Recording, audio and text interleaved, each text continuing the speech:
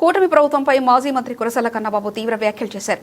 కూటమి పాలనలో పెద్ద ఆసుపత్రుల్లో కనీసం మందులు లేవని, ఐసీయూలో ఎలుకలు తిరుగుతున్నాయని ఆరోపించారు. ఆరోగ్యశ్రీ బిల్లులు క్లియర్ చేయకపోతే నెట్వర్క్ హాస్పిటల్ ఆస్తులు హామీ మీద అప్పులు తెస్తానని సీఎం చంద్రబాబు అనడం విడ్డూరమని మండిపడ్డారు. ఈ 2 ఏళ్ల కాలంలో అప్పులు కాకుండా చంద్రబాబు సృష్టించిన సంపద ఎంతో వెల్లడిస్తారని ప్రశ్నించారు. మెడిసిన్స్ సెంట్రల్ స్టోర్కి సుమారు 712 రకాలని చెప్తున్నారు. 712 రకాల మందులు రావాల్సి ఉంటే 300 రకాల నుంచి 400 రకాలు వస్తున్నాయి. మిగతా మందులు ఏవి లేవు.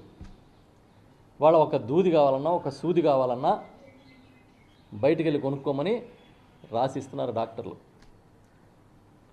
ఇది మన రాష్ట్రంలో పెద్ద ఆసుపత్రులు, ప్రభుత్వ ఆసుపత్రుల చరిత్ర. ఇది ఇవాళ జరుగుతున్నది. ఐసీయూలో ఎలకలు ఉన్నాయి ప్రభుత్వ ఆసుపత్రుల్లో.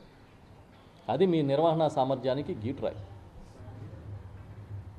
ఇంకా వార్డుల్లో కుక్కలు ఎక్కలు తిరుగుతున్నాయి, అది వేరే విషయం. అంటే ఏ స్థితికి తీసుకొచ్చారు మీరు ప్రభుత్వ వైద్య రంగాన్ని?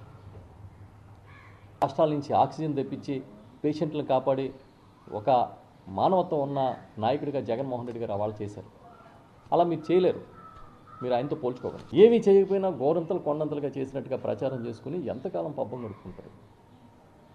ఇవన్నీ మేము మాట్లాడితే మీరు వచ్చి ఏం చెప్పాలో సమాధానం తెలియక జగన్మోహన్ రెడ్డి గారిని 4 బూతులు తిట్టడం, వైఎస్ఆర్ పార్టీని బూతులు తిట్టి కక్ష సాధించే కార్యక్రమాలు చేయడం, ఎవరన్నా సోషల్ మీడియాలో నిలదీస్తే వాళ్ళ మీద రెడ్ బుక్ రాజ్యాంగం ప్రకారం కేసులు పెట్టడం, చివరికి హైకోర్టు చీవాట్లు పెట్టినా కూడా ఇది తప్పు పద్ధతి అని చెప్పినా కూడా మీలో మార్పు రాకపోవడం చూస్తూ ఉన్నాం మేము. ఆరోగ్యశ్రీ బకాయిలు 3,000 కోట్లు తీర్చడం కోసం అప్పు తీసుకొస్తారంట ప్రభుత్వం.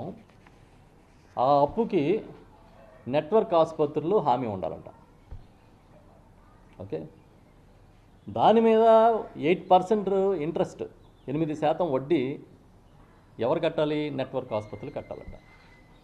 ఒకవేళ ప్రభుత్వం ఈ అప్పు తీర్చకపోతే నెట్వర్క్ ఆసుపత్రులు తీర్చుకోవాలంట. అప్పు తెచ్చుకుంటాం, వాడికి తీర్చలేకపోతే మళ్ళీ వాడే మన ఆస్తుల మీద అప్పిప్పించి ఆడిచ్చే వరకు ఈ అప్పు డబ్బులు మనం వాడుకుని దానికి వడ్డీ మనల్ని కట్టుకోవాలి.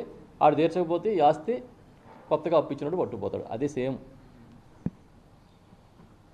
పూర్వం కాబూలీ అప్పులు అనేవారు, అలాంటిది.